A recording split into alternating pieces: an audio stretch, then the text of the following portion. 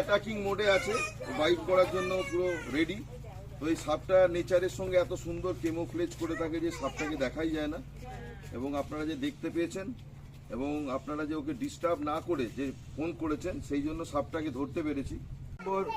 মহামানব যীশু খ্রিস্টের জন্মদিন, তো তিনি চান যে কোনো প্রাণী কোনোভাবে যেন আঘাতপ্রাপ্ত না হয় এবং তাকে যেমন আমরা কোনো সময় যেমন আঘাত আমরা দিতে চাই না, সেই জন্য সে ক্রুসিফাইড হয়েছে, যে সে আঘাত সহ্য করে।